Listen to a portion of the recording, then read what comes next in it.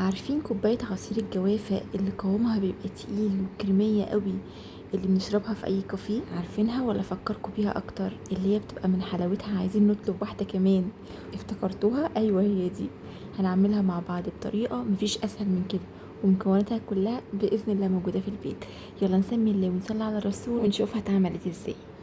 اول حاجه هنحتاج جوافه غسلتها كويس قوي. استخدمي الكميه اللي انت تحبيها. دول كانوا 5 جوافات، يعني حوالي تقريبا 600 جرام. يا دوب بس شلت منها الجزء اللي من فوق واللي من تحت بالشكل اللي انتوا شايفينه ده. حلو قوي كده. وبعد كده هبدا اقطعها مكعبات.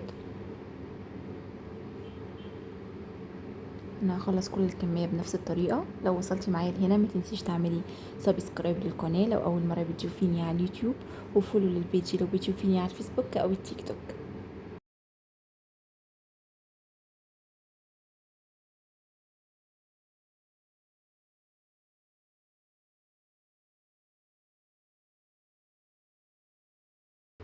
وبعد كده في الخلاط نزلت بالجوافه،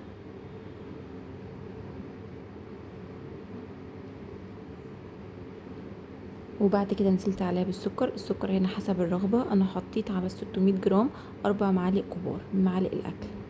كوباية لبن ساقع، وعليهم كوباية مية ساقعة،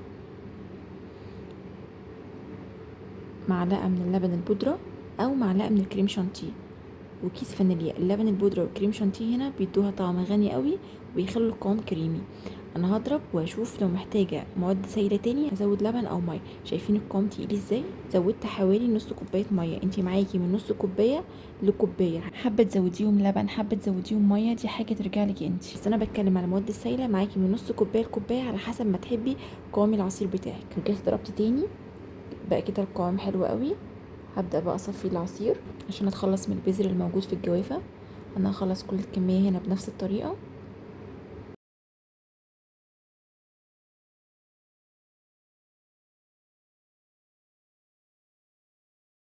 حلو قوي كده. خلاص كده خلاص كده بقت بذر بس. خلاص كده انا هشيله وهتخلص منه.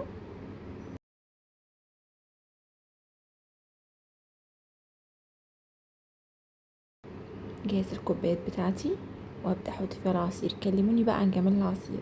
شايفين قد ايه تقيل، قد ايه كريمي يا جماعه؟ ولا غلطه، طعمه غني جدا ومش هيكلفك اي حاجه في البيت.